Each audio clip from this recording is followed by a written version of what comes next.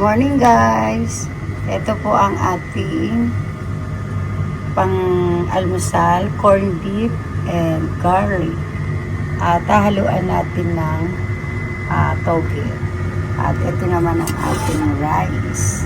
So gagawa tayo ngayon ng fried rice with toge. Siyempre, maganda yan para sa tiyan. So, let's go!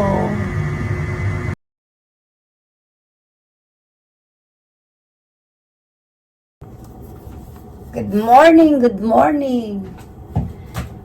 Ooh.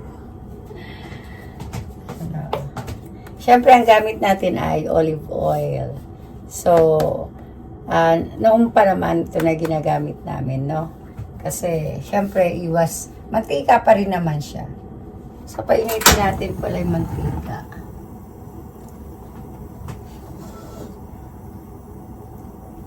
Hindi ko binuksan yung exhaust fan dahil magiging maingay siya. So, tinapat ko lang. Meron akong isang stand ng phone, guys. Yung malaki, mahaba. Kaya lang, tinatamad ako, kaya pansamantala. Ito na lang muna yung gamit kong stand at para hindi na lahat kuha, diba? So, nilagyan ko na ng mantika yan. At pag magpa-fried rice tayo ngayon, no, corned beef garlic. Ang galing, So, may tubig pa. Sabi ko na nga ba. So, ang una ko dyan ay egg. Tapos, kukunin ko, isi-separate ko. Nilagyan ko na nga naman na yan ng paminta, kung bakit may itim-itim, at konting asin na may kasama ng Ajinomoto. So, gaganyan-ganyanin ko lang yan, guys. No? Ganyan-ganyan.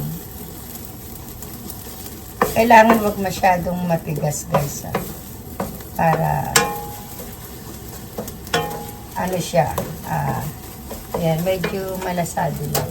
Kasi, lutuin pa naman yan. Ilalagay-lagay. Kailangan, durug-durugin ko rin. Mas madali kasi durugin, guys, kapag medyo malambot. Pwede rin naman, kapag nakapagsangag ka na, ilagay mo sa gitna. Kaya lang, hindi maganda kasi yung pagkakaano niya. Pagkakaluto.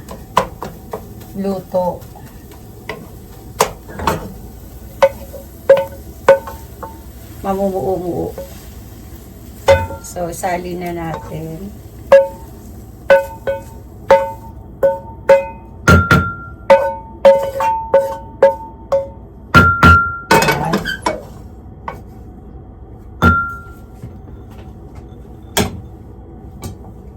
Tapos,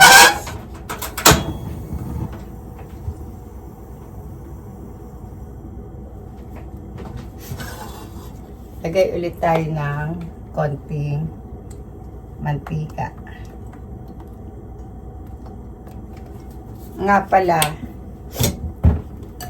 ito lang yung natira naming kanin.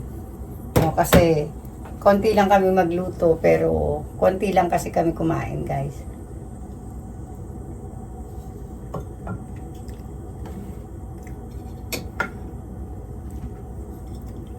Lagay natin yung garlic.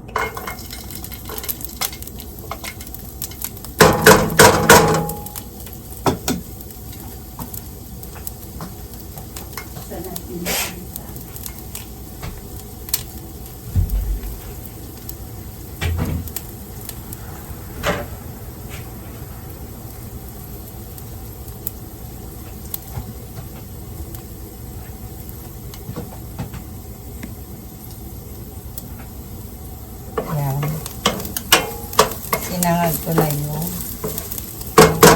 bawang. Hinaan ko lang ng konti.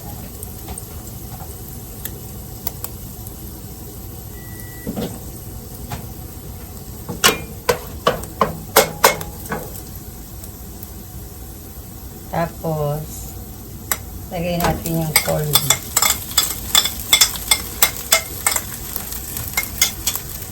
Itong corned beef na to guys, Japan corned beef to ha. Hindi to galing sa ano. Ang Japan corned beef ay mahal.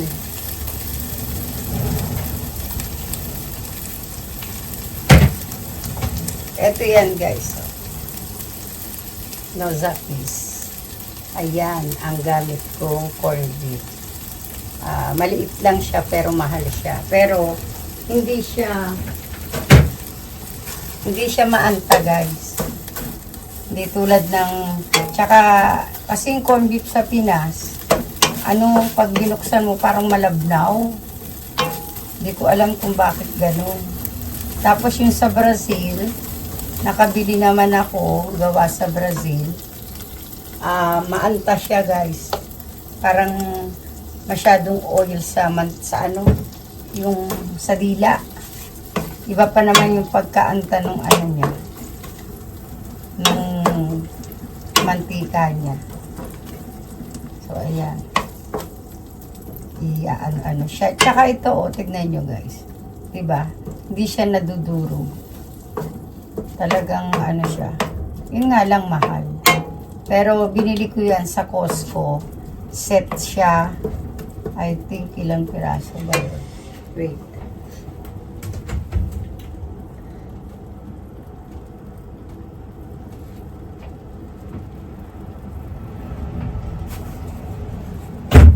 Anim yata siya. So, binili ko siya 6. Inanak ako. Ayan.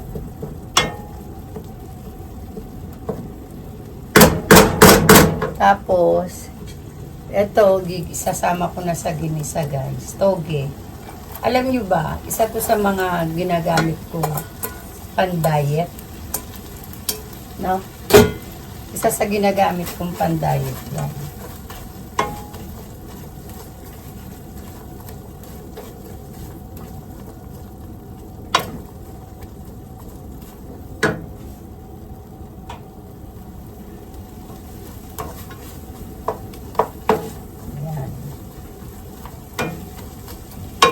Siyempre, pag nagluto ka na nakapajama, mabaho na rin pajama mo.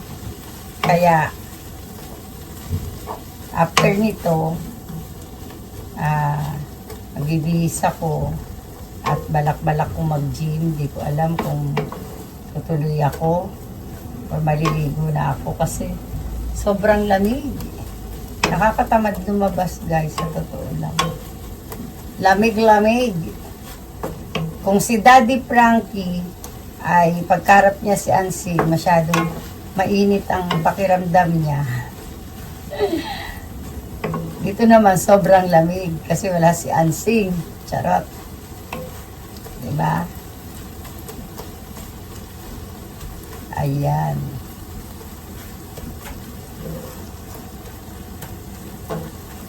So dapat siya medyo malasado lang guys. So, ilagay na natin yung konting mantika at lagay natin yung kanin. Ito, yung isang parang bilog. Ito yung dinadala ko sa Pilipinas, guys. Iinit mo lang siya, instant. Iinit mo lang siya sa sa initan. Tapos, ready to eat na siya.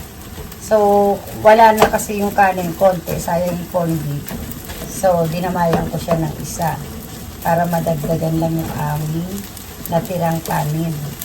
No? Kaya, magkaibang kulay.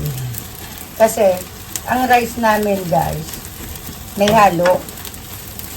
May halong brown rice. So, itong plain rice, kung bakit white, wala siyang halo. Diba? Ganyan lang. Hindi ako nag-aalmusal. So, si Kojak lang. Siguro ako mga bandang 11, ganyan. Pwede na akong kumain.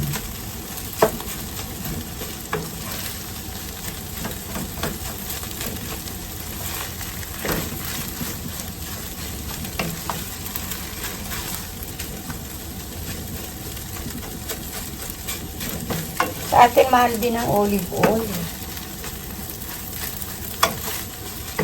Diba?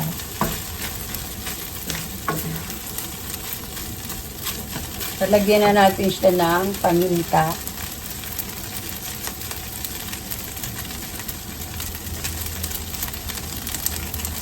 Mamaya mababahin na naman ako nito.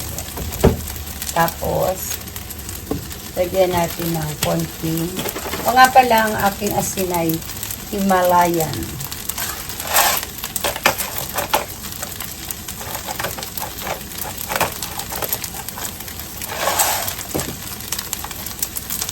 Babahin ako. Kasi naglagay ako ng paminta. Tapos, lagyan natin isang konting ajinomoto. Excuse.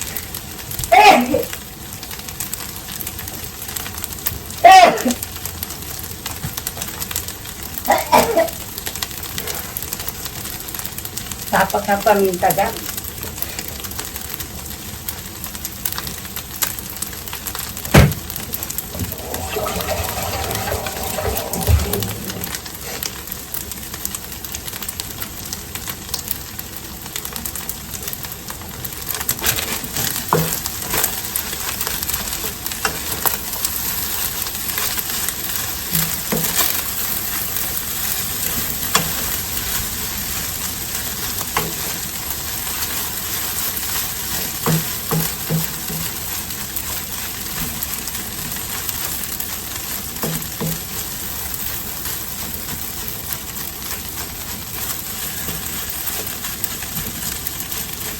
Diba? O, edi hindi ka na magluluto ng ulam. So, mayroon naman akong stock na boiled kalabasa. May boiled, ano kami, ano ba yun? Chicken. Breast chicken, yung walang balat. Hindi ko alam kung may mushroom kami na niluto sa butter ng konti. Nandiyan sa rep, nag-i-stack kami o ano na talaga yun. Para mahahaluan mo na lang. So, lagay na natin yung egg, guys.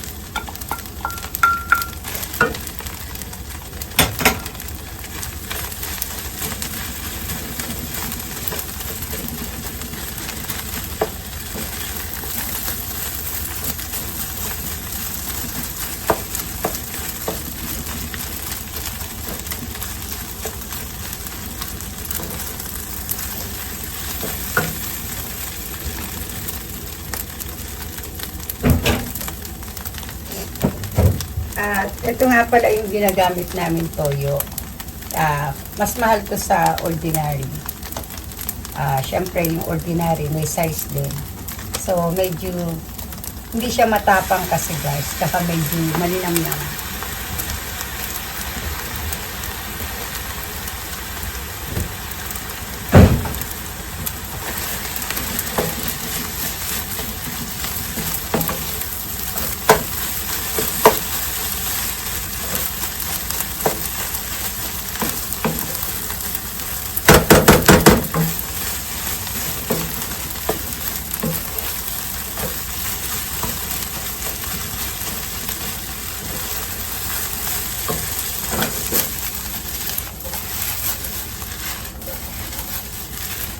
Para namang nahalo, binuhat ko lang siya.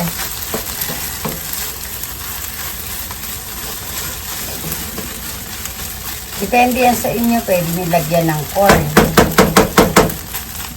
corn beets. Yung ano, inasakan na mais. Depende yan sa inyo. Pwede nyo rin naman siya lagyan ng broccoli.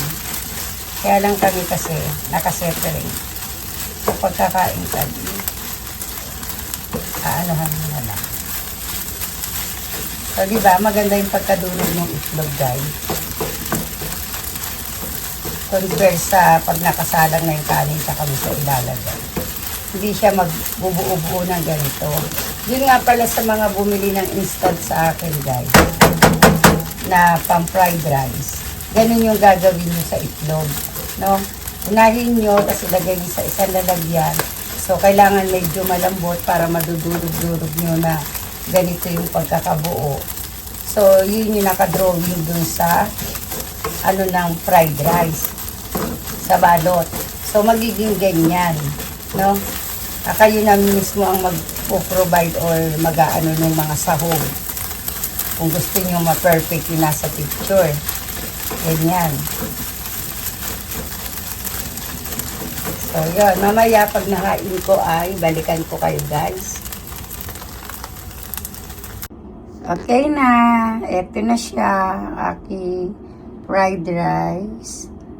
Ang breakfast ni ni Kojak. So, set lang kaming ganyan, guys. Ito yung fried chicken pala yan. Binili namin sa Costco. So, masarap naman yung doon at hindi prito. Inihaw kasi yan, guys. Yan. Bye! Thank you! Dito lang yan sa Inday! Okay, Pagkaner! Galing na! Thank you, guys!